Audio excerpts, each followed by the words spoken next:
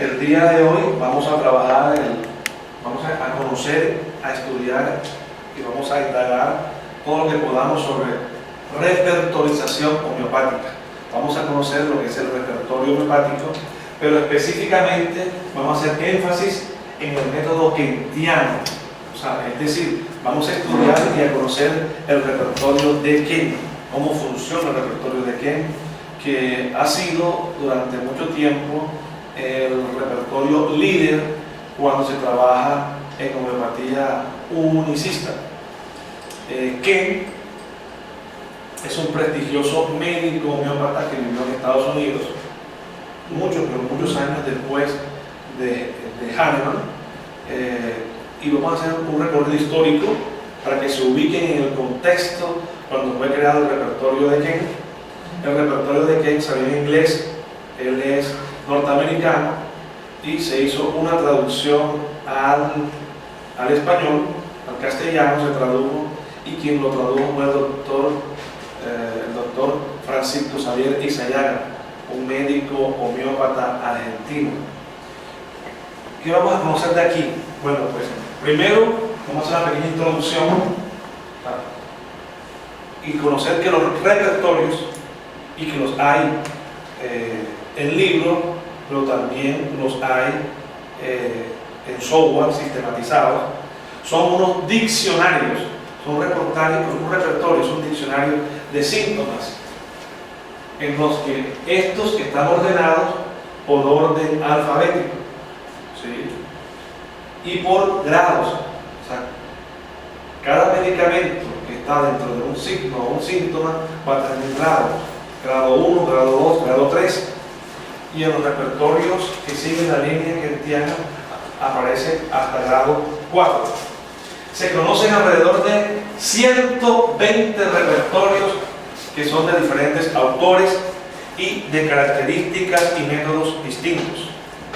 Estos repertorios son unos tratados que nacieron ante la necesidad de buscar el medicamento, el homeomedicamento, de una manera fácil y accesible, dada la multitud de síntomas registrados en las materias médicas. O sea, el repertorio es una vía que nos permite llegar de manera rápida a un remedio. Para, entre tantos medicamentos que existen actualmente, podemos hablar de aproximadamente entre 1.500 y 3.000 medicamentos que existen, y no todo el mundo va a tener la capacidad de memorizar 500, 600, 800, 1.000 medicamentos, 1.500, más aún cuando sabemos que cada medicamento puede tener aproximadamente 5.000 o 100.000 síntomas para lo cual sirve. Entonces, si usted coge 100, multiplíquelo 100 por 10.000, se da cuenta de la cantidad de información que usted va a manejar. Entonces, el repertorio es un atajo, una forma de llegar más rápidamente a los remedios, y después es una vía, es una opción.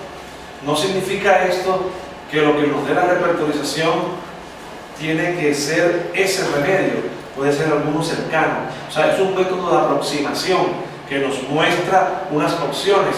Cuando tenemos 3, 4, 5 opciones, usted va a la materia médica, repasa esas 5 opciones y dice: ah, ok, es tal, no es el primero, no es el segundo, es tal de esto. Eso lo vamos a aclarar en el transcurso de lo que vamos a ir charlando. Ya Hahnemann, el doctor Christian Friedrich Samuel Hahnemann, tenía su propio repertorio. Él lo creó para ir utilizándolo en sus casos, pero ese repertorio como tal, hasta donde tengo entendido, jamás fue publicado. Él solo lo utilizaba para sí mismo. Contemporáneamente, con el creador de la homeopatía, salieron otros repertorios. Por ejemplo, el repertorio del doctor Wellingshausen. Wellingshausen fue el discípulo predilecto de Hahnemann. Vivió en la misma época de Hahnemann, era más joven que Hahnemann, pero él se apegó a Hahnemann y aprendió todo lo de Hahnemann, y él creó un repertorio muy, pero muy prestigioso que hay que estudiar y que hay que conocer. Quien haga homeopatía y no conozca el repertorio de Ebbinghaus, le falta una pata a esa mesa. Entonces, en otro momento, es importante que ustedes entren a conocer y a estudiar ese repertorio.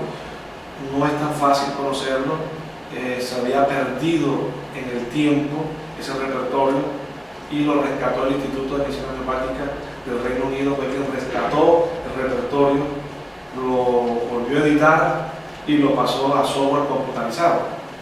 Pero en esos tiempos, también Hart, que fue discípulo también de Hahnemann al tiempo, también publicó un repertorio, pero el mismo Hahnemann, en los escritos y las cartas que tiene, él hizo claridad de que el repertorio de Hart, a pesar de que él quiso hacerlo bien, no logró lo que Hahnemann quería, mientras que el repertorio de Wellinghaus complació, o sea, satisfizo al doctor Hahnemann y dijo: wow, esto sí es lo que me hubiera gustado a mí hacer, pero menos mal que tuve un discípulo que lo hiciera y le dio total y completa aceptación. Sobre la base de la gran materia médica de Hering también se crearon otro repertorio. Eso es importante que lo sepan. ¿De dónde nacen los repertorios? Los repertorios nacen de la extracción de los síntomas que aparecen en las materias médicas. Entonces, por ejemplo, el temor a la muerte. Ustedes conocen estímulos homeopáticos como acónito, que tiene el temor a la muerte, y al leerlo en la materia médica aparece. Pues de pronto leen otro por allá como arsénico y también aparece, y de pronto leen otro en otro momento como calcárea carbónica y aparece. Pero ¿qué se hace en el repertorio? Se crea un rubro que se llame temor a la muerte. Ya, ok, acónito lo tiene, tácata. Arsénico lo tiene, tácata. Calcárea lo tiene, tácata. Ahora, ¿con qué intensidad lo tiene acónito? Se le coloca un valor, valor 3, valor 2, y no se le coloca por casualidad. Los valores que se colocan con todo un fundamento que les voy a explicar posteriormente. Tienen un sentido cuando fue experimentado, cuando fue reexperimentado y cuando se hace una corroboración clínica. O sea, cuando además sabemos que al atender al paciente y suministrarlo durante muchos años se ha visto una respuesta positiva, se les va subiendo los grados, pero no cualquier persona. Luego de un consenso mundial de las diferentes ligas, asociaciones y escuelas de homeopatía, se decide tal remedio en tal síntoma hay que pasarlo del grado 1 al grado 2 o del grado 2 al grado 3 y se exponen las razones del por qué se sube. Kenner escribió también un extenso y famoso repertorio. En los Estados Unidos se hizo el repertorio de Welling, de mucha utilidad. Existen los de Clipper, Greti, Boyer, otros más. Hay algunos que usan medios muy ingeniosos para encontrar el medicamento.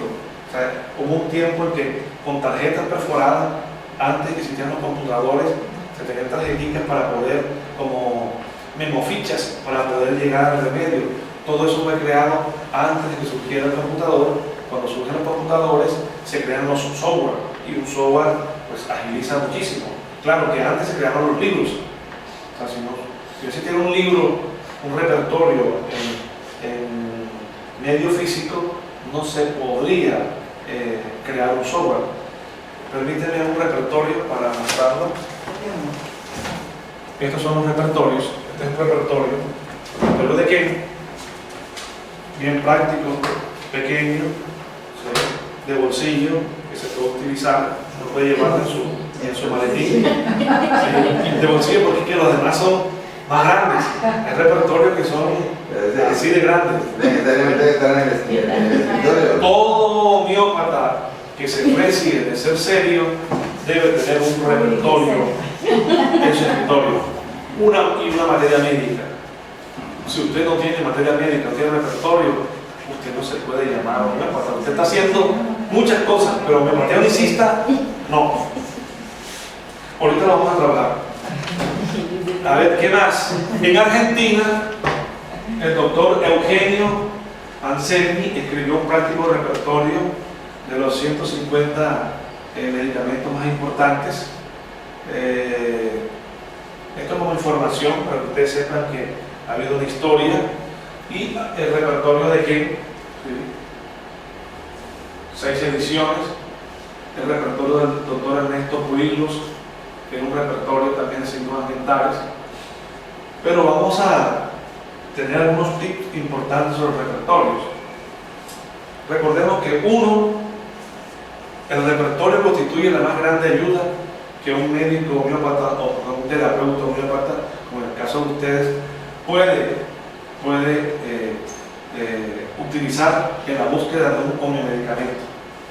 Segundo, que el repertorio es una guía ciega y que responderá de acuerdo con las preguntas que le sean formuladas. ¿Qué le pregunta a usted al repertorio? Eso le va a contestar. Si sus preguntas están mal formuladas, la repertorización le va a salir también inadecuada.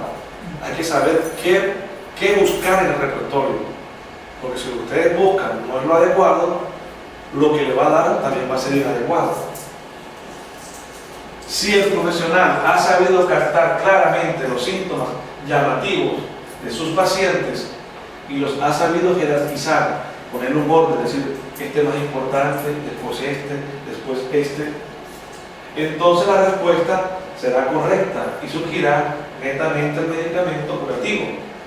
Si las preguntas son impropias porque no obedecen a una observación objetiva adecuada, imparcial y sutil de los síntomas, de la totalidad característica, esto es importante, la totalidad característica del enfermo, entonces la respuesta será fatalmente equivocada.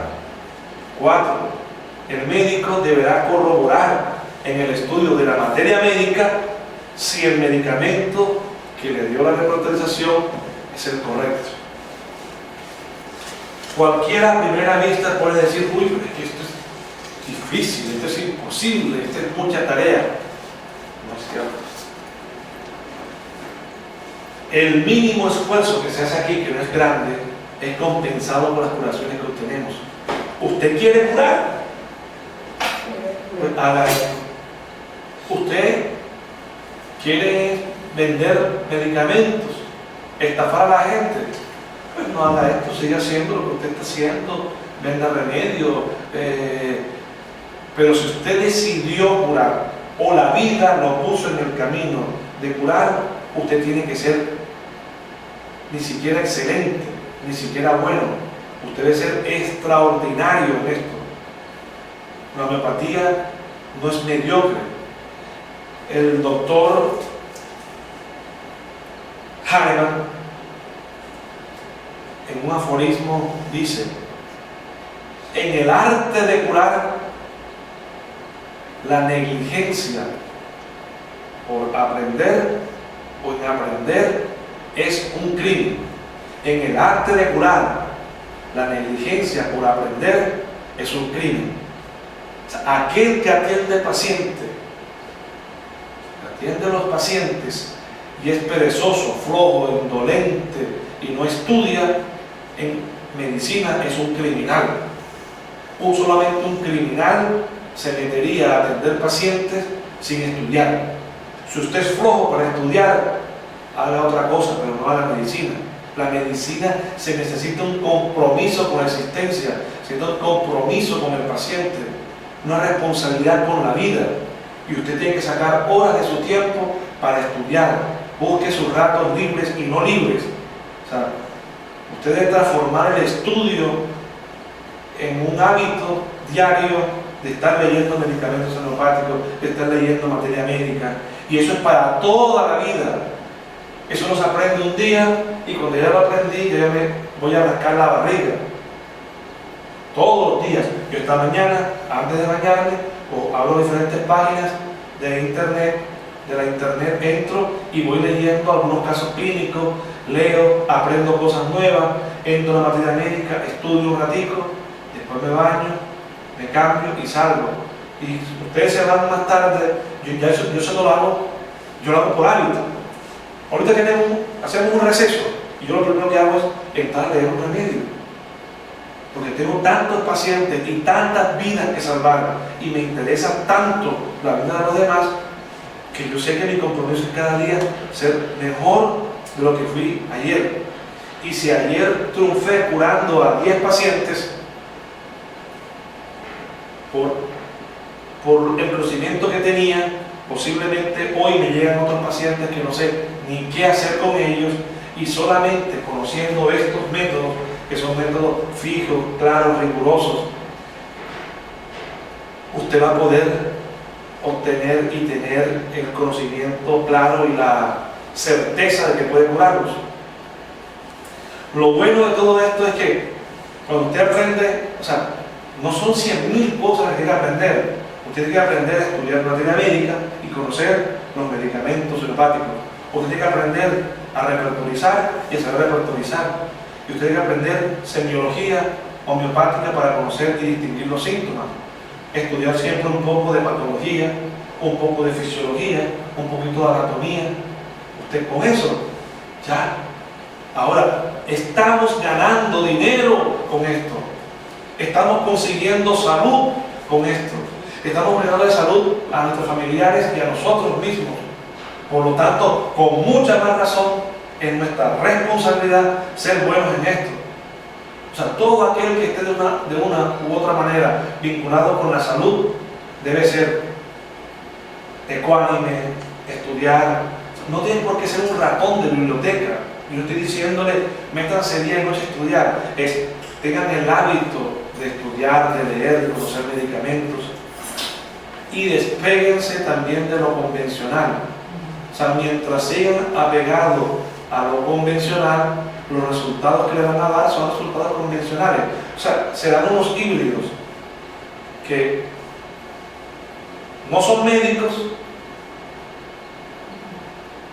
alópatas, pero tampoco pueden ejercer una medicina de alto nivel. Quedaron ahí en la mitad, más cerca a la alopatía, porque los alópatas hacen cosas que ustedes no saben hacer. Y además de eso, lo que hacen, le falta lo que los alópatas hacen un poquito de algo que tal vez los alópatas no conocen, pero no saben lo suficiente para poder hacer eso. O sea, están en la mitad, un híbrido.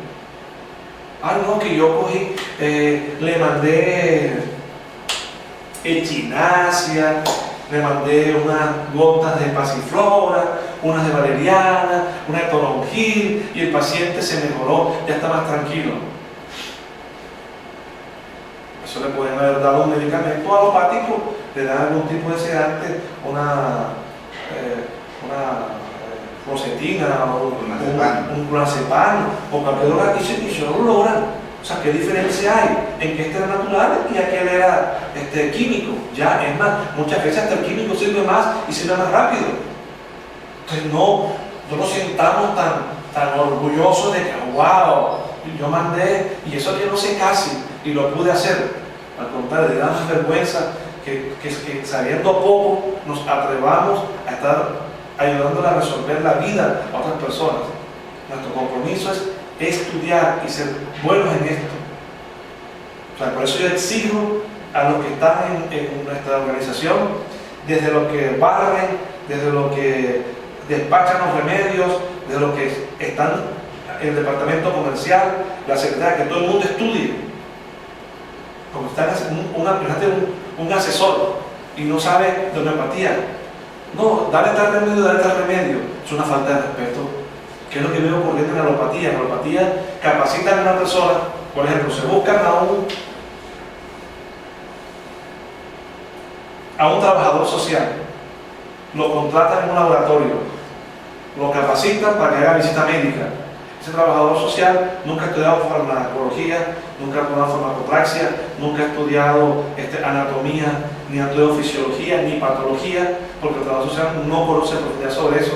Ellos conocen sobre lo que saben, que tiene que ver con el aspecto social y las relaciones interpersonales, pero hasta allí. Y lo capacitan y lo montan un laboratorio a que vaya a los médicos y les dicte cátedra sobre cómo funciona tal droga química, sintética. Y él va, doctor, mire, esa última droga sirve para esto. Y el médico viene con la información que le da a una persona que no es médica, arranca a prescribir lo que este visitador le enseñó. Eso es, y así es lo que veo ocurriendo. Eso es pena, eso da vergüenza. Ni siquiera ese médico se tomó la tarea de investigar y corroborar si la información que este visitador médico le está dando es correcta y en qué está soportando él eso. Entonces, se supone que lo mínimo que tendría que saber ese trabajador social, en este caso puede ser psicólogo, puede ser fisioterapeuta, busca nutricionista. Es raro que usted encuentre, raro no, prácticamente imposible que usted encuentre, o muy difícil, habrá uno en 1.000.000 que sea médico y que sea visitador médico. Porque está llevando, no consigue más trabajo y se mete a visitador médico. La mayoría de visitadores médicos son profesionales de la salud, o psicólogos, fisioterapeutas, nutricionistas, o cosas que no son, y los capacitan a vender productos. Pero usted viene y coge y pregúntele algo más, por ejemplo, no sé, ¿qué es un mioma? Doctor, no tengo remedio para el mioma. ¿Qué es un mioma? ¿Cuántos tipos de mioma existen?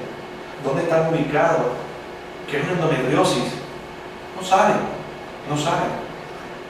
Ahora, no tenemos por qué saber todos los homeópatas, pero tenemos que, lo que estemos haciendo, o si me llega un caso con un síndrome de Sjögren, y el paciente dijo, bueno, doctor, a mí me diagnosticaron con síndrome de Sjögren, y usted le mandó algo, pero usted no sabe qué carajo es el síndrome de Sjögren. Vaya a investigar cuando el paciente salga qué es eso, para cuando le venga otro paciente con síndrome de Sjögren, usted sepa qué es eso del síndrome de Sjögren. No, doctor, me diagnosticaron con una ¿qué será? Con una osteogénesis imperfecta. Mi hijo nació con osteogénesis imperfecta. Usted no sabe qué es eso. Lo mínimo que tiene que hacer es espere un momentico acá, levántese, vaya, busque un diccionario médico, busque un computador en Google e investigue para que usted tenga idea de qué es eso. Así se forma el personal que es serio en esto. Entonces, por eso es que en muchos lugares dicen, no puede hacer homeopatía aquel que no sea médico. Quien no sea médico no puede hacer homeopatía. Pues, y lo defienden a capa y espada y no permiten que no entre nadie que no sea médico a estudiar homeopatía por estas razones. Porque estamos curando personas. Entonces, sí, hay países donde no tiene por qué ser médico cirujano, sino se puede estudiar pregrado en homeopatía, pero dentro del pregrado usted tiene que estudiar psicología, debe estudiar anatomía, patología, fisiología, conocer un poco de farmacología.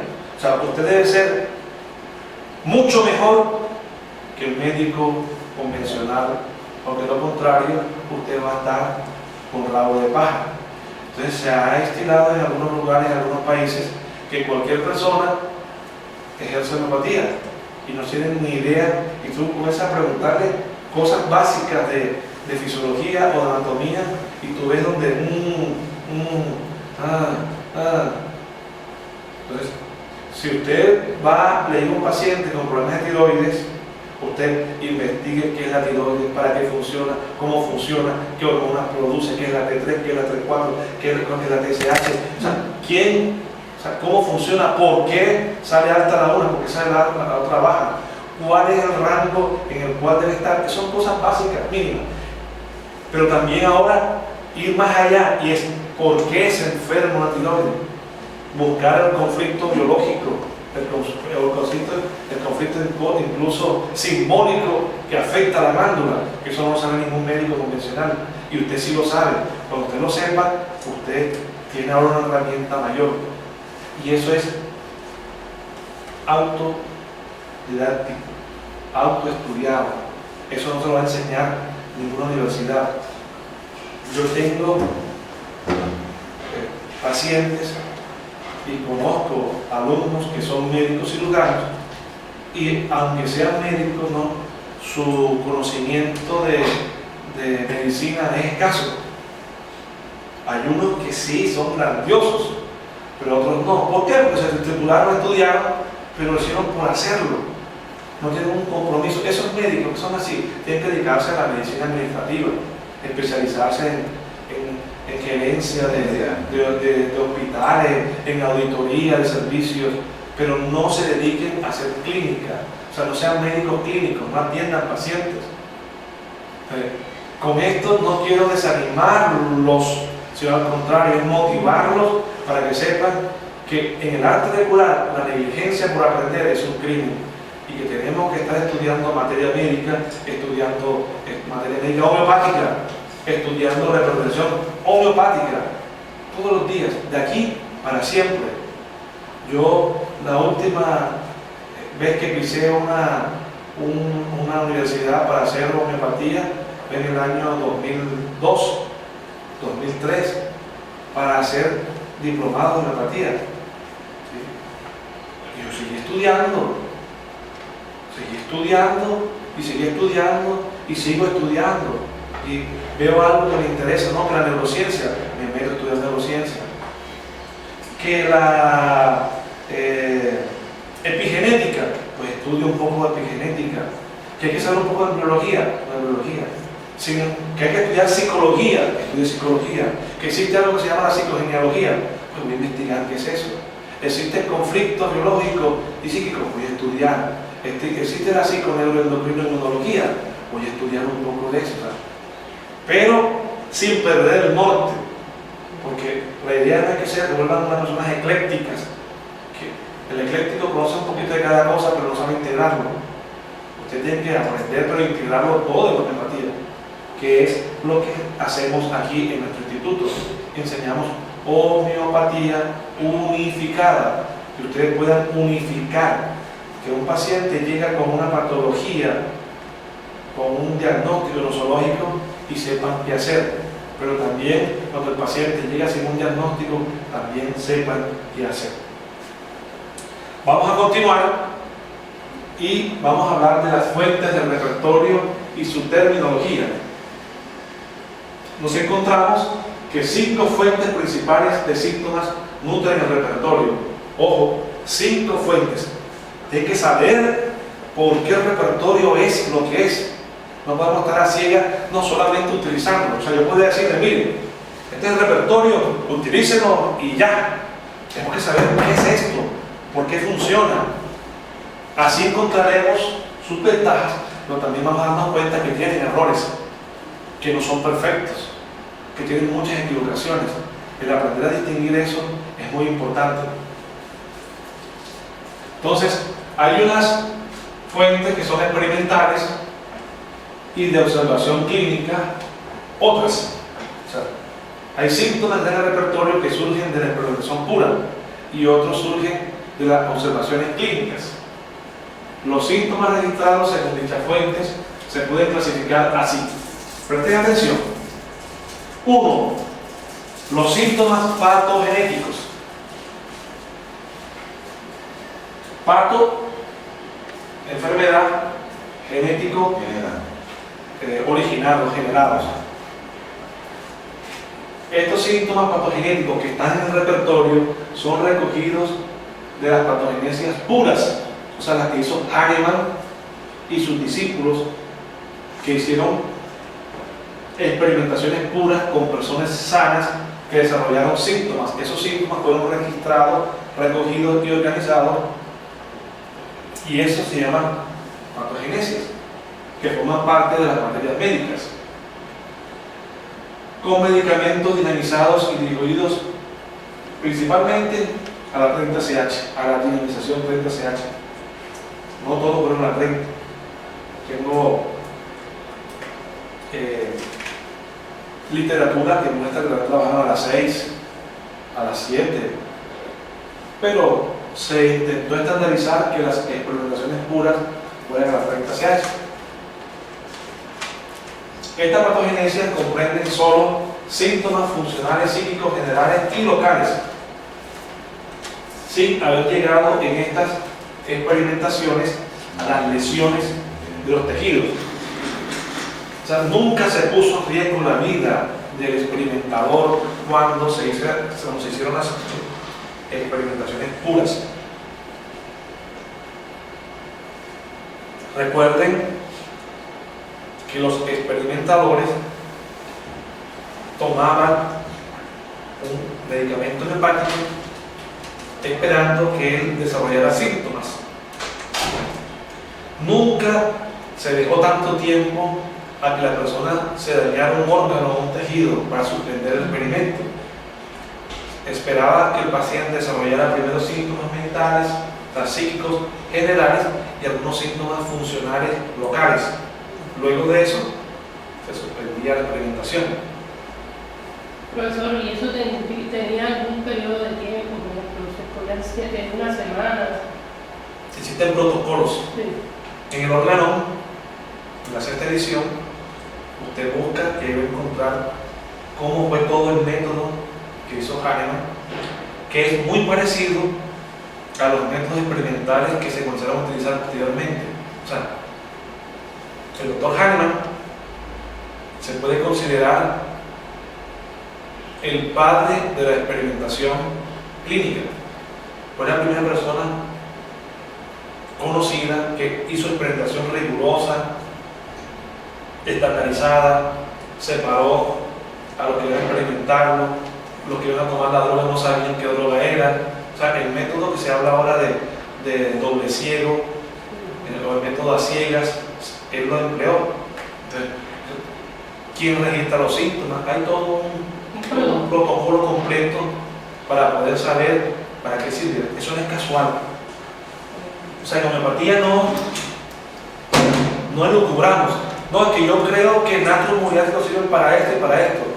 ¿Cómo así que creo? O sea, debe usted tener un soporte donde demuestre el por qué le está dando, qué síntoma es, qué número es. Es decir, eso aparece en tal materia médica, es el número 34, por decirlo así, por un ejemplo, y que dice que tal cosa es el que el paciente tiene. Este paciente que me llega tiene, vamos a inventar, vamos a poner una idea, dolor que se extiende del ojo al oído. Doctor, me da un dolor aquí, se me extiende para acá, dolor aquí, se extiende para acá. Ya él se lo contó. ¿Qué tiene que hacer usted ahora? Buscar un medicamento que tenga ese signo o ese síntoma y va a encontrar un remedio que lo tiene. Cuando lo tiene, ya se encontró uno. Cuando usted recoge 2 o 3 síntomas bien tomados, usted puede repertorizar y los remedios que le dé o los que le dan lo van a aproximar al remedio curativo del paciente. ¿Sí me hago entender? Bueno.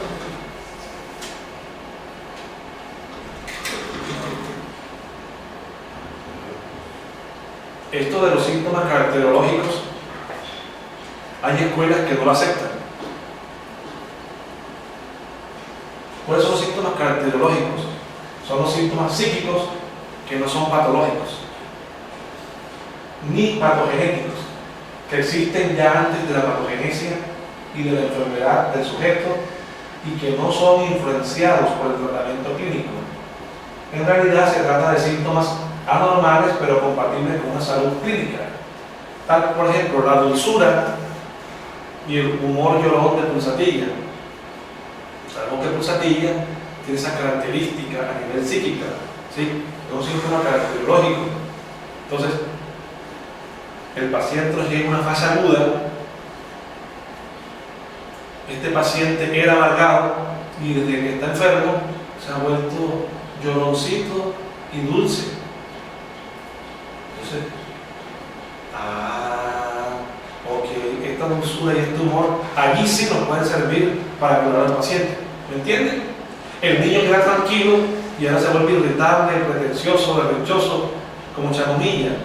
Recuerden que, por ejemplo, en la fase aguda, los síntomas que se toman es todo aquello que haya cambiado de lo natural. Lo que se aleje de lo natural del paciente, eso es lo que se tiene en cuenta. Entonces, el paciente no tenía fiebre, ahora tiene fiebre. Antes no tenía diarrea, ahora tiene diarrea. Antes era amargado, ahora es dulce.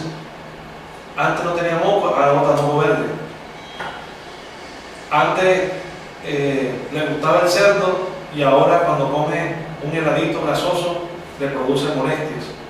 Además, ahora se ha vuelto llorón y todo tiernoso, pulsatillo. ¿Me entiendes? Y si es lo contrario, en caso de que el niño es estable, el niño estable, y de repente cambia a un niño agresivo. Esos son los síntomas. O sea, lo que te va a tomar son agresivo, violento, esos son los síntomas. O sea, lo agudo, no importa el nombre de la enfermedad, usted va a tomar aquello que ha cambiado en el enfermo. ¿Qué cambió? A partir de tal momento para acá, eso que cambió es lo digno de tener en cuenta. Usted va por la vida y no sé, se le murió el gatico. Y a partir de la muerte del gatico, ahora yo no puedo dormir, ando ansioso, tengo diarrea, mucho eructo, etcétera, etcétera. Usted tiene la etiología.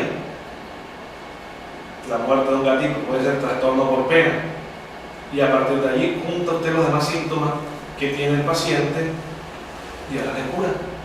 Profesor, y si, por ejemplo, se presentan los dos casos de que el niño, por ejemplo, sea en la mañana triste, agresivo y en la tarde pues feliz, entonces También sí, son hay remedios que tienen humor cambiante. Hay un síntoma que se llama humor cambiante. Entonces, serio por la mañana, lloró por la tarde o a la inversa. Usted tiene que buscar, o sea, no hay una plantilla estándar. Usted va a repertorizar eso que el paciente trae para que lo lleve a un remedio. Yo no sé cuál es. O sea, yo no puedo decirle, este es el remedio. Hay que tomar los síntomas que tiene y esos síntomas me van a conducir a una imagen, a una idea, a una esencia de un remedio. Y ese, muy seguramente, es el que lo va a poner en orden. En el caso de un niño que, por ejemplo, el momento en que vino un hermanito nuevo, una hermanita nueva, cambió su estado y ha perdido su estado normal a un estado diferente. Eso es común, bastante interesante. ¿Qué es lo que pasó ahí? Está celoso. Está celoso, siente que están mirando el lugar, que no presta atención, que no lo miren. Pero usted busca trastorno por celos o celos del niño y después busca qué es lo que cambió.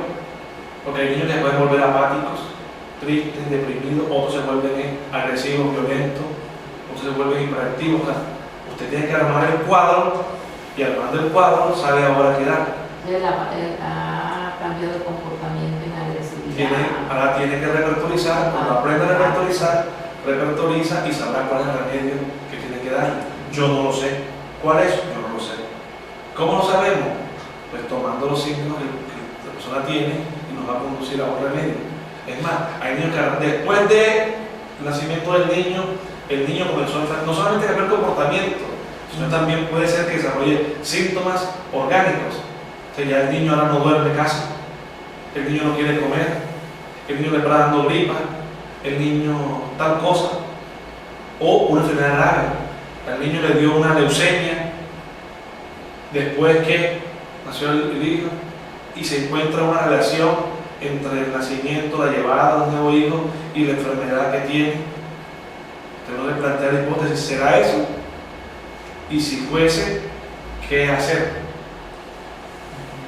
Nos encontramos con fósforos que tienden a ser compasivos, altruistas, le gusta ayudar al otro, pero atendió una señora abogada, contadora, que la atendí en el año 2009, la primera vez, hasta ahora que vuelve y retorna, y tiene de todo, pero tiene esa característica, y es que se desvive por ayudar a los demás. Hace, ayuda a todo el que puede. Allí mismo estaba contestando teléfono porque había muerto un familiar que no vive con ella, los familiares no tienen dinero y ella, sin tener dinero, se hizo a cargo de que ella le ayudaba como fuera. Entonces comenzó a llamar, a prestar dinero al uno, al otro, llamar al tío, al primo, para recoger dinero para poder hacer el sepelio. O sea, carga con cosas que no son sus problemas directamente, pero ella siente que haciendo eso es bien. pero ahora está toda enferma por estar ayudando a los demás, le agobia, sufre por no poder hacerlo. Entonces, eso es algo muy en la línea de Fósforo, muy comunicativa, intenta transmitir el mensaje de información. Eso es muy de Fósforos. La avaricia de Arsénico un árbol. Arsénico un árbol es muy avaro, tiende a no utilizar, a guardar para no gastar, al punto que le tiene temor a los ladrones exageradamente.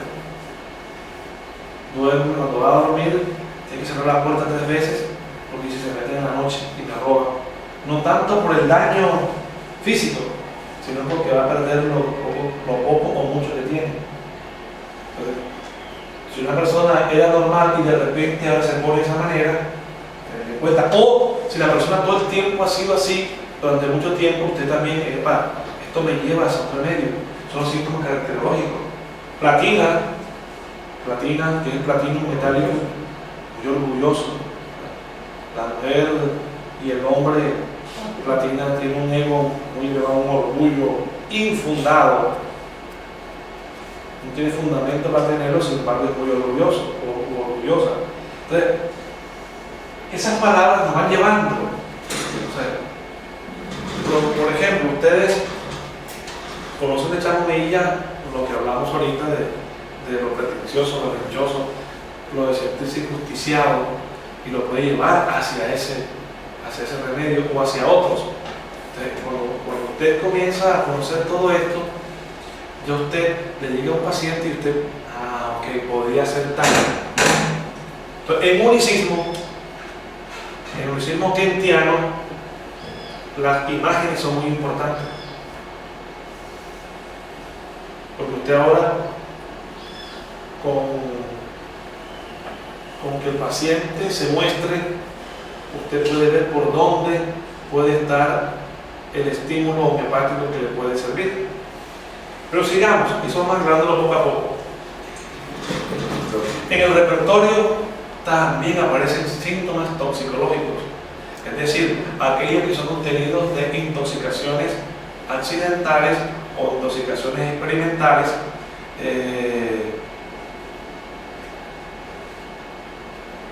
Muchos de los síntomas lesionales que aparecen en el repertorio son sacados de la toxicología. O sea, no tuvimos que envenenar a alguien para saber que iba a vomitar sangre, sino que, ok, esta persona se intoxicó accidentalmente con arsénico en algo y presenta vómitos y diarreas incoercibles, incluso con trazas de sangre, por dar un ejemplo. Se intoxicó, se intentó matar, se intentó suicidar con arsénico y le pasó eso. Arsénico no homeopático, sino ponderado. Entonces, esos síntomas de la toxicología son traídos a la homeopatía para entender las lesiones a las cuales puede llegar un paciente. Entonces, cuando usted encuentra en el repertorio úlceras varicosas, no significa que en la experimentación pura le dimos remedio a un paciente hasta que se derrumbara una úlcera en la pierna. Eso sería absurdo. Sino que la toxicología nos aporta esos síntomas para armar el cuadro de los síntomas mentales, o sea, emocionales, físicos, generales y lesionales. Entonces, ahora armamos un cuadro completo. Los síntomas clínicos y procesos patológicos. Estos son los que han sido curados. Homeópatas expertos han curado con tal remedio, publican la casuística, los casos clínicos, y eso es incorporado al repertorio de qué. Eso nos permite agrandar el repertorio y agrandar las materias médicas. Pero hay que ser muy cuidadoso con eso. O sea, no es que cualquiera diga, yo curé y vamos a meterlo. Usted debe tener suficientes casos, como ya he demostrado, que usted pudo curar, por ejemplo, con calcárea carbónica, por decir algo. Yo tengo 30 casos curados de diabetes. Él no le dio para curar la diabetes, Él le dio para curar a las personas que necesitaban calcárea carbónica. Tomó los síntomas, temor a la oscuridad, temor a la enfermedad, y le dio calcárea. Y resulta que ese paciente también sufría de diabetes. Y al darle para curar unos síntomas X, también se curó la diabetes. Ve qué casualidad, le di calcárea a tenía el seguro. De pronto llegó otro día y tenía otros síntomas de calcáreas. Porque, como les dije, tiene por lo menos 10.000 síntomas que pueden tener en cuenta. Y le dio, y ese paciente también sufría de diabetes y también se curó. Entonces, que la persona revise y se vea acá. Yo le presento a la comunidad médica que tengo curado 30 casos de diabetes con calcárea carbónica. Uno fue dándolo para esta, otro para este, para este. De pronto llega otro homeópata que está en Suiza y dice, oye, yo tengo 5 casos también curados de diabetes con calcárea. Y otro que está en Irlanda del Norte dice, yo también tengo 3 casos curados. Y otro dice, no, yo tengo 40. Entonces dicen, ok. Entonces, hay suficiente evidencia para poder decir que calcárea, además de curar al enfermo, también puede curar tal enfermedad. O que curando al enfermo que necesita calcárea, si este sufre de diabetes, se puede curar de su diabetes. ¿Me entienden? ¿Sí me están entendiendo? Sí. Bueno, entonces, los síntomas clínicos no los metió cualquiera, los metió un duro, un teso, un capo de la homeopatía. Ese fue el que los introduce y lo revisan otros textos de la homeopatía para poder aceptarlo. De hecho, en los últimos 30 años ha sido difícil meter nuevos síntomas, porque se decidió parar eso, porque se estaban metiendo muchos y muchos y muchos. Entonces, el repertorio que ya comenzó ya va así de grande. Entonces, está creciendo demasiado y es posible que esté entrando información que no es verídica. Entonces, va a llegar un punto en que no vamos a tener certeza de lo que estamos utilizando. Mientras que, cuando retornamos a los repertorios originales, eso estaba basado solo en las patogenencias y apenas unas pocas experiencias. Cualquiera se hace famoso y cualquiera puede meter, sin saber. Supongamos que ustedes ayer curaron un caso frontal y tienen acceso a la liga. Dicen, quiero que metan un remedio que se llama Licopérsicum para tal síntoma, y lo meten allá. Y resulta que ustedes lo hizo como para que lo notaran y lo vieran y tener fama, y se lo aceptaron. Ahora, cuando alguien dentro de 3 o 4 o 5 años vaya a repertorizar y ve el Licopérsicum y lo da y no funciona, porque eso no tiene ningún fundamento científico, fue metido al azar. Entonces, se ha vuelto cada vez más estricto y al contrario, se está retornando a los primeros repertorios y hacer una revisión desde el principio para acá. Por eso es que los de la escuela de Wellinghouse se apegan al repertorio de Wellinghouse solo, o sea, no aceptan más nada que no se haya hecho por Hahnemann y Wellinghouse. Punto y para de contar.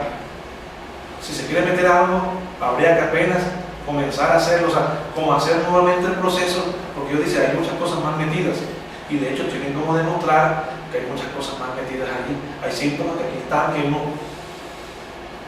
le quedan como dudas de que estén bien o no estén bien. Eso también tenemos que conocerlo.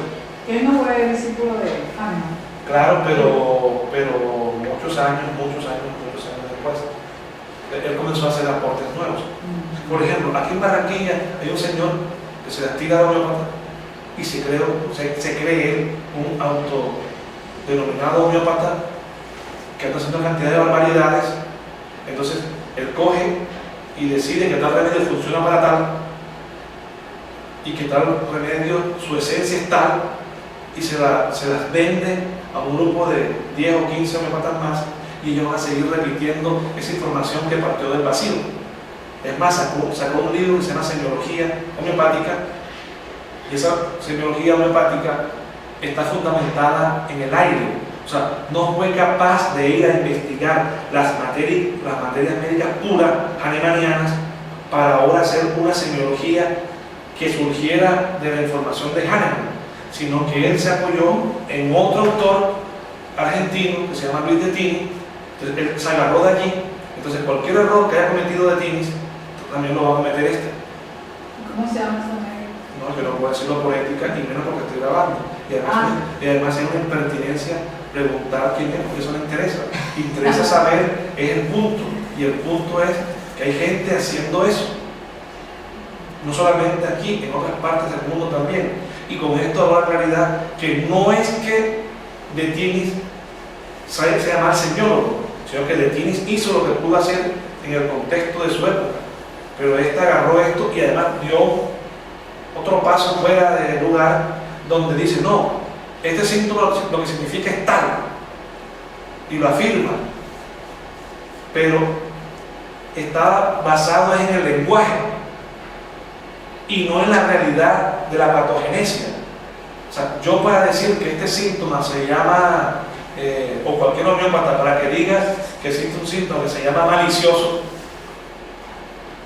yo no tengo por qué buscar la definición en el diccionario de la Real Academia de la Lengua, ni buscar la etimología de la palabra. Yo tengo que buscar en la materia médica pura qué es lo que sintió el paciente para poder decir que el atrio muriático es resentido o es rencoroso. Me explico nuevamente. No es, el cuento con la homeopatía no es que usted invente cosas, sino que clarifique las que están y se fundamente en fuentes fidedignas. O sea, usted tiene que ir a la materia médica pura y a leer nuevamente a Hahnemann, y a través de Hahnemann y a través de explicaciones puras, ahora hacer las lecturas o las correcciones, pero no partir de aquel que leyó a Hahnemann y que dijo tal. O sea, es una cadena como de 20 o 30 autores que yo estoy leyendo el autor número 30. Y entonces digo, ok, corrijo al 30, pero es que este 30 está equivocado, porque lo que está diciendo no está fundamentado en la información hahnemanniana pura, ni en la información de Wellington. O sea, fue lo que dijo el otro, del otro. Entonces, hay que ser en eso serio y pulcro. Entonces, una persona como esa le mete una información y la introduce, y aquellos que le siguen lo repiten como cotorros sin saber que eso está basado en el vacío. Entonces, cuando yo les doy un síntoma, cuando se los doy, yo les cito la fuente de la cual lo tomo, para que ustedes puedan ir ustedes mismos, la materia médica, buscarlo, investigarlo, corroborarlo y encontrarlo. Entonces, hay errores que la homeopatía tiene, no son muchos, pero los hay. Entonces tenemos que tener eso en cuenta para que no nos pase lo que conté anteriormente del visitador médico, que comienza a hablar de una información que no ha vivido y que no conoce. O sea, cuando alguien habla de semiología homeopática, esa semiología, ¿dónde la basaron? En el lenguaje. ¿Acaso la semiología tiene que estar fundamentada en lo que plantea o no la lingüística? Eso en segundo paso. Pero en el primer paso tiene que ser ir a las fuentes prístinas, a las fuentes límpidas de la homeopatía, y recoger de allí la información y hacer una semiología de la experimentación pura. Eso sí sería válido. Y ahora sí, si usted quiere agregarle algo más, agréguelo, pero usted sepa la fuente. Pero no voy a coger a un autor que dijo de lo que dijo, de lo que dijo, de lo que dijo, de lo que dijo. Y tan absurdo es que este autor que les menciono ni siquiera cita entre sus fuentes la materia médica pura. O sea, ni siquiera leyó la materia médica pura. O sea, es absurdo. ¿Cómo alguien va a hablar de la homeopatía de esa manera? Entonces, comienzan a producir tergiversaciones, desviaciones de la homeopatía que terminan haciéndoles daño a la homeopatía. Porque usted no sabe qué síntoma es verdadero allí y qué síntoma no lo es. Y la casuística es la que le va a mostrar la consecuencia de eso. O sea, entonces, atiende el paciente y no cura, el paciente se daña, el paciente empeora, el paciente se agrava. Atienden 100 pacientes y curan 10 o curan 20. Eso no sirve para nada. 20, 10 pacientes. Eso no es una estadística significativa. La homeopatía bien hecha, la homeopatía unificada, tiene un promedio del 80, 85, hasta el 90% de curaciones. Eso sí es significativo. Entonces, la homeopatía se basa en curaciones. Dice Hahnemann, en el parágrafo número 1, que la más grande y elevada misión del médico es curar a los enfermos. ¿No trajeron el organón por ahí? ¿No lo tienen? ¿No trajeron el organón? Si mal no dice la primera y única misión del médico es curar a los enfermos. desaparecer los síntomas por el camino más rápido, más corto y más seguro. Si no estoy mal, creo que es el 1. Ahorita lo revisamos y confirmamos. Sí. ¿Qué diferencias hay, si hay, entre el repertorio de Ken y el de Alzheimer? Hay diferencias. Primero que son dos repertorios totalmente diferentes. Son totalmente diferentes. De Wellington se hizo en la época de Hahnemann. Ajá. ¿Sí? Y el repertorio de Ken fue casi... O sea, ya estaba muerto Hahnemann cuando Claro. Ken estudió. Claro. O sea, no estoy quitando de los méritos a Ken. Yo no estoy diciendo que el repertorio de Ken no sirva para nada. De hecho, cuando yo hago homeopatía unicista, es en el cual yo me fundamento principalmente. Pero lo que trato de decirles es que hay repertorios que son mucho más fieles a las enseñanzas hahnemannianas clásicas. Entonces, el repertorio de Wellington es fiel a las enseñanzas hahnemannianas. El repertorio de Ken es fiel a las enseñanzas homeopáticas kentianas. O sea, Ken creó su propia escuela, esa escuela homeopática, el repertorio le fundamenta a lo que él hacía. Y que fue un clínico muy bueno y que fue un investigador muy bueno, pero que trae, o sea, como pasaron muchos años, varias décadas, la información, es que lo que pasa es igualito lo que pasa con las religiones. El cristianismo es una interpretación de lo de Cristo. El budismo es una interpretación de lo que hizo Buda. O sea, Buda vivió, enseñó y comenzó a pasarse de un oído al otro, y esa información fue cambiando. Cada quien nos va explicando de una manera diferente. Entonces recuerden que yo hablo de las escuelas homeopáticas. Entonces, mientras que Hahnemann o mejor Wellington tenía una inclinación más hacia la enfermedad individualizada, Ken tenía más una inclinación hacia el enfermo individualizado. Cada uno tiene una línea. Eso hay que estar muy atento, hay que observarlo, hay que tenerlo muy en cuenta, porque si no sabemos ubicarnos en el contexto homeopático, vamos a cometer fallas. ¿El repertorio de Ken es bueno? Claro que sí, es muy bueno. Se ha utilizado durante mucho tiempo, pero hay que aprender a mirar para qué nos sirve y hasta dónde nos sirve, porque entre otras cosas, les dije en una de las diapositivas anteriores, el repertorio es un método de aproximación. O sea, no es que lo que usted hizo ya te está 100% seguro. No.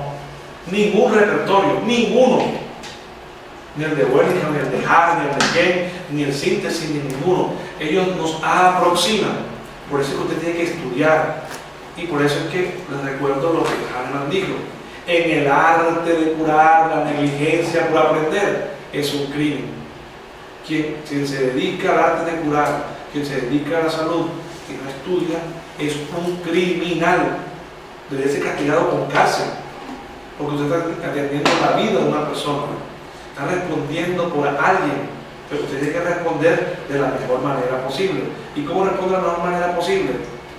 Estudiando, haciendo lo mejor que usted puede hacer.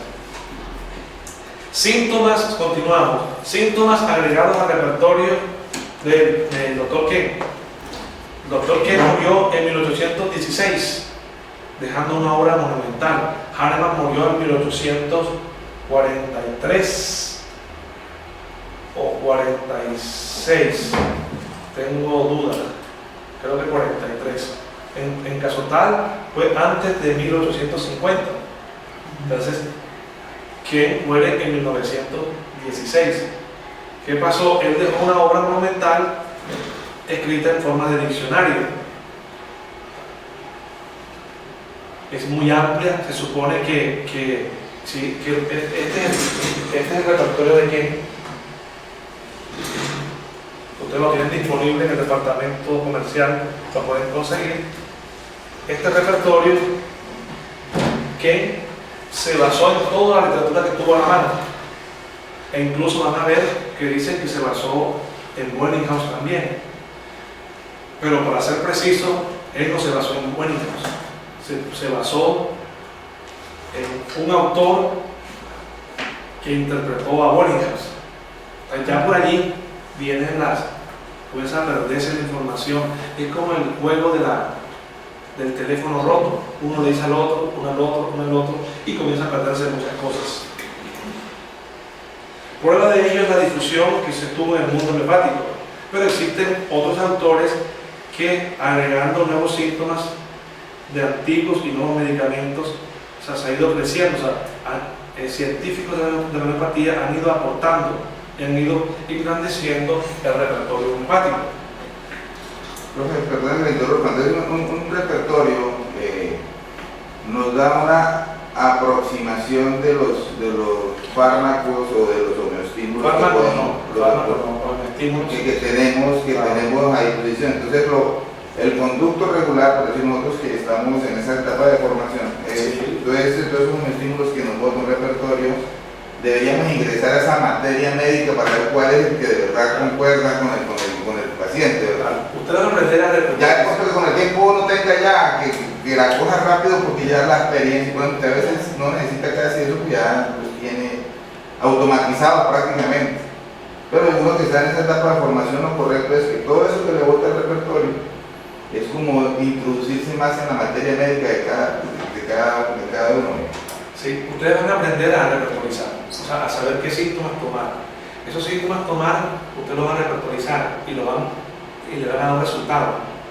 Cuando la repertorización está muy bien hecha, el remedio que les dé primero es ese. O sea, no hay duda. Pero no somos seres perfectos. Y esto no es repertopatía, esto es homeopatía. O sea, la repertorización los aproxima. Le vamos a dar, por ejemplo, unos 5 remedios. Dice, uy, ¿por qué estudian 5? Hombre, de 3.000 se les redujo la información a 5. Ustedes van a verificar de esos 5 cuál es el más similar a lo que el paciente necesita. Entre los 5 escogen y lo van a suministrar. Así de sencillo. Estudien materia médica, porque cuando estudian materia médica, ustedes conocen más remedios, más son estímulos. Entonces, llegará un día que ustedes repertorizan y dicen, este no es, este sí es. ¿Por qué no es? Por decir algo, tienen arsénico galco, tienen aplatina, tienen a pulsatilla y tienen a fósforos. 4. Entonces, el repertorio le da arsénico, fósforo, pulsatilla y platina. Y usted tiene que decidir cuál es. Y usted dice, a ver acá. ¿Es llorón y dulzón con pulsatilla? No, no es, fuera. ¿Es compasivo como fósforo? No es, fuera. ¿Es orgullosa como platina? No, no es. ¿Es avara, con temor a los ladrones, concienzuda, le gusta el orden, es arsénico con algo? Ya. O sea, usted lo que va a hacer al final es corroborar 2 o 3 síntomas para decidir. Porque la repertorización nos aproximó. Y ahí dicen, ok, tengo estas opciones, vamos a ver ahora cuál verdaderamente es. Basándonos en los síntomas del enfermo, en este caso del incismo, no en los síntomas de la enfermedad como tal. A veces van a aparecer síntomas de la enfermedad, pero usted ya tiene, o por ejemplo, supongamos que le da nus vómica, platina, lachesis y lactodentus mantis, y el paciente le llegó así al ojo, le llegó por un problema digestivo. ¿Cuál le van a dar a ustedes de rapidez? Y nus vómica, platina, lactodentus mantis, ya todos dieron los 4. Cualquiera de los 4 puede ser, pero este paciente, el problema mayor de él es un problema digestivo, no digiere la comida, tiene el peristaltismo del intestino, tiene problemas de constipación. ¿Cuál le darían? No vómica. Porque ustedes ya lo tienen allí. O sea, lo que hicieron fue, él les aproxima y dicen, claro, si ustedes no conocen a lactodentus mantis, tienen que ir a leerlo, porque podría ser ese. Pero si el paciente a mí me dice, no, es que siento una presión en el pecho, doctor, la respiración, Oye, yo siento como si el dolor se me extiende por aquí, como si fuera un infarto cardíaco, pero ya estuve donde el doctor, ya me hicieron en las enzimas cardíacas, no se encontró nada, me hicieron electro, me hicieron tomografía cardíaca, pero yo siento la molestia y de verdad, no vómito, no fósforo, platina, todas estas plantas, ¿cuál le daría? Ya se me explica un poco más la cosa, porque no conocen ese síntoma, ¿dónde está? O sea, ¿qué tienen que hacer? Ir a estudiar. Mire si está ahí la tus mantas en la materia médica, en la azul, escribí yo no en la otra. Ahí, en la materia médica, a ver si lo agregué con L, lactodentus, con L. Una pregunta. En el índice, en la L. Una pregunta, profe. En el índice, en el índice al principio, en el índice al principio está la letra L. A veces se busquen en la L y luego de que encuentren la L miramos si está el lactodentus. Busquen la L. La L hace Nada. No aparece. No aparece. No, no aparece. L hace no está. Lo vi.